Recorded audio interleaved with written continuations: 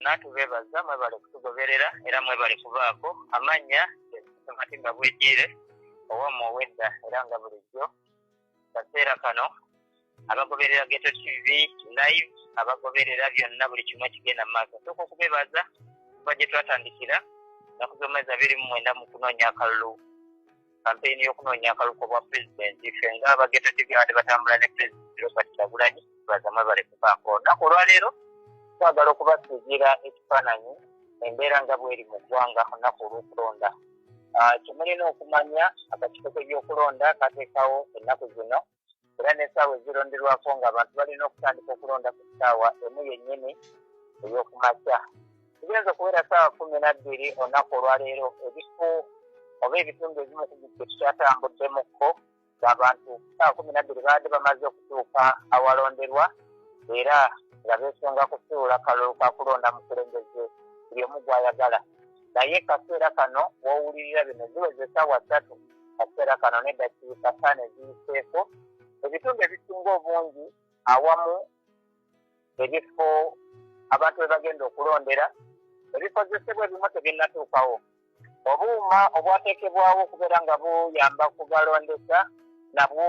abamu tebunnatuuka ate nga n'awandi batazeewo okutugamba nti obuuma buno bukyalemye okukola kireeseewo embeera enzibu abantu bakyali sitaaka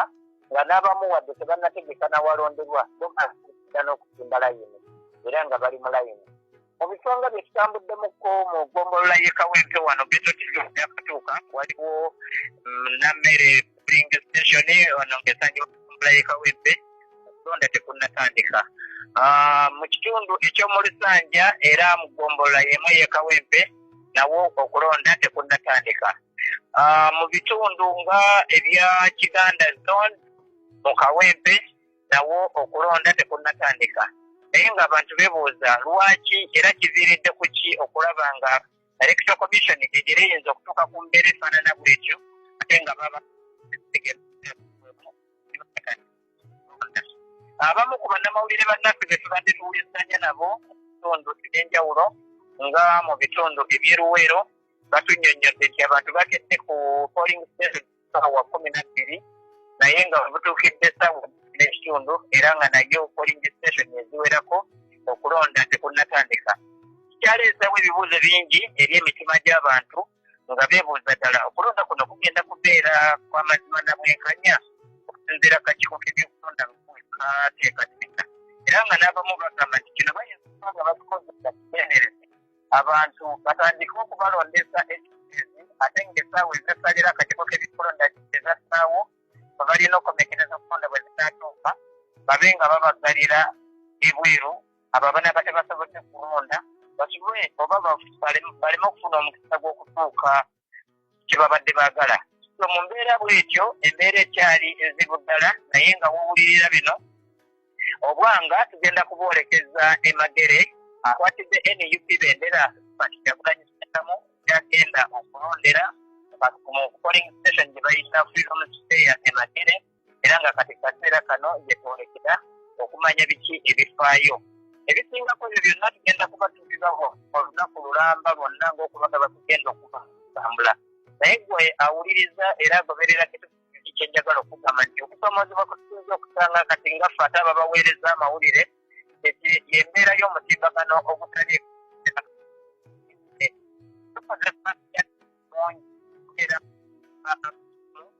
okusobola okufuna information buli kanyomero okusobola okutegeeza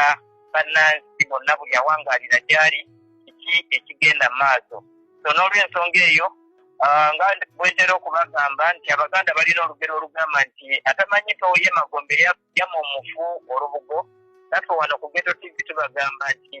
atamanyi bulumi bwa struggle yama munna struggle obuyambi so kati bw'oba ng'oli gy'oli yonna sebo oba nnyabo azita okulaba nti bw'oba osobodde otuweereza airtime baira katuyamba kiwanvu nnyo era oba okoze omulimu munene nnyo okusobola okutambuza amawulire n'okumanya biki ebigenda mu maaso mu ggwanga so n'olw'ensonga eyo ebisinga kubisanja kuba mu bitegeera mu mawulire gaffe aganaddeera muganda wange bwegire nga tonnaba kuvaako yesebo tusiigire ekifaananyi kya security nga bweri essaawa zino ebyokwerinda biri bitya essaawa zino mu ggwanga Uganda? Gye bukeeredde olunaku olwaleero nga ab'ebyokwerinda naddala ekitongole ekya poliisi be bakyakebyekkebye omulimu gw'okukuuna n'okutalaaga wamu n'okubeera mu bifo balonderwa. Amagye gabadde tegannatalaaga kiwanvu so ng'ate olunaku olw'eggulo twalabyeko amagye nga gasinga ennyiriri ku nguudo z'ekibuga Kampala naddala wano nga mu Kampala w'empangaalira n'ebitundu ebirala gye twali tuwuliza nga bagamba amagye gali gatambula bbangi naye webukeeredde mu kulonda leero we tukyali mu kibuga amagye tegannabeeramu nnyo naye nga poliisi yo weeri so era n'olunaku lw'eggulo twalabyeko n'entuusi zabadde zeebonga mu bbanga helikopita z'amagye nga zitambula era nga zirawuna naye kaseera kati ezituukidde essaawa zino 3:15 kati buwulirira bino wenkoledde egguliro lino nga amagye tegannaba mangi nnyo naye nga ab'ebyokwerinda mwebali amatono naye ng'okusingira ddala ekitongole kya poliisi abangaliza poliisi zo zirabwako ne mu bifo wennyini awalonderwa poliisi ekyaliwo so ng'era otaddeko ne bano be baalukuluutinga akaseera kano nti be bagenda okukuuma abayambazibwa poliisi abayambazibwa yunifoomu ya poliisi naye ng'ate tebabadde bapoliisi ddala batendeke so okusingira ddala embeera bwetyo bwekyali wabula gye bujja tetumanyi oba binaakyukamu ne bibeera biralamu. Munnansi ayagala kumanya pulezidenti we ali seefu waawulizaako ku pulezidenti okuva ku njegoyego z'emagere? Okusingira ddala saagala kulimba bantu kubanga buli omu alina wrong information gy'abafulumya okusinziira tetwagala kutambulira nnyo ku allegations ng'aba senior journalist engeri gyesisula waka wuwe kaseera kano nsengera busendezi waka mbasiigire ekifaananyi okutegeera ddala waali awaka oba taliiwo ali seefu oba tali seefu kati ekibuuzo ekyo nsobola kukyanukula nga mmaze kutuuka waka wuwe sebo. Munnansi akuwa eddakiika mmeka okuba nga otuuse ku pulezidenti waabwe? Eddakiika ekinene nnyo ziyinza kubeera eddakiika 40 ngenda kuba ntuuse kubanga information gye twasudde agenda kweronda ku ssaawa nnyinako wano kaseera kano wembadde muwulidde njolekera boolekezi magere. Taanaapu eryetya mu byokulonda taanaapu abantu obalaba wadde challenges weziri naye bajjumbidde obutafaananako nga kulonda zekuvaawo kulala okwetooloolera ddala eggwanga Uganda omulundi guno abantu babadde bajjumbidde okulonda kubanga era nga bekunyonyodde oba bwekunyonyodde kutawo nga ntandika ezigenza okuwera ssaawa 12 ng'abantu batuuse dda ku polling station wadde ng'era ebikozesebwa awamu tebinnaba kutuuka naye wowulirira bino nga polling station eziwerako naddala wano mu kibuga Kampala zizibooze abantu era buli omu tewali asebuka ekituugira ddala ekifaananyi nti abantu bajjumbidde taanaapu ekyali so high era ng'abantu balabika wangisebo obuma bwe bukyaganye naye ng'abantu bo bajjumbidde obuzibu bukyali eri kakifo kabyakulonda akakyalemye okukola ejjako gye kalina okukola. Baganda bange batuliza njagala Ssematimba Bwejjire tusooke tumulekemu atuuse amale otuuka wali pulezidenti era tugenda kuddamu tumufune atuwe updates atusigire ekifaananyi ekiri mu Magere era yagenda okwerekera pulezidenti ng'agenda okulonda. Kale Ssematimba Bwejjire twagala tukusiibula essaawa zino osambye otuwe update okuva e Magere. Wewaayo ssebo leka nkole ogwo twajjunkira okubeera nga tuweereza bannansi beebale nnyo bebali ddala mwenna bakyaliko ebintu bino byonna tugenda kubibawa mwekuumire ku Geto TV.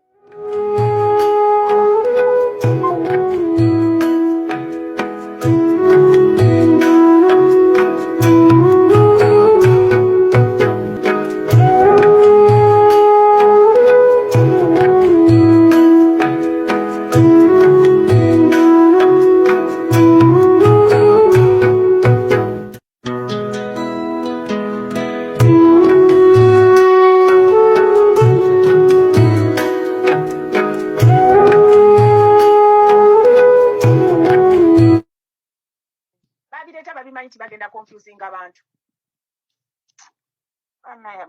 Mpulira n'ennaku ennuma mashini bwe ziba ziganye okukola era ebyo babireeta babimanyi abo abasajja uganda tennatuuka kweyo stage ekozesa mashini babireeta babimanyi nti bagenda confusing abantu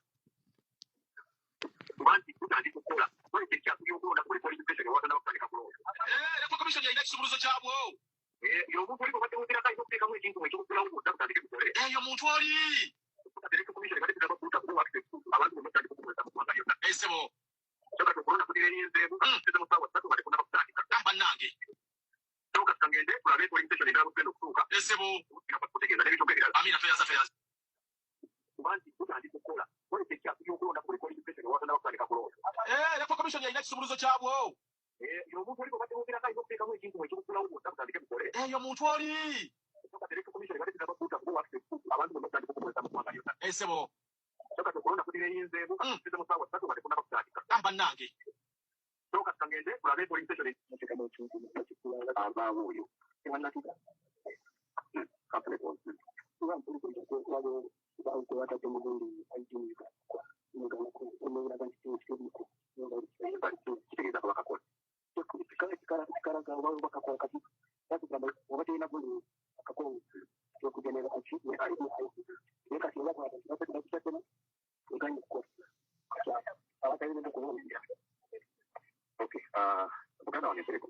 Sabo kakati ndowooza kyenzudde ekimu ku bikyakulya okulonda ku polisi ekyo ebiri wano etaano esebo obuuma bufu obuuma bantegeeze omuntu alina okuteekamu ekintu ekisooka kalyoke kiggulewo naye omuntu oyo simutegedde oba avaawa era yani afaanana atya simanyi bwafaanana simanyi we yakula waliwo omuntu gwe bayinda agenda okuggulawo obuuma bwera akitiibwe nga bukola bwera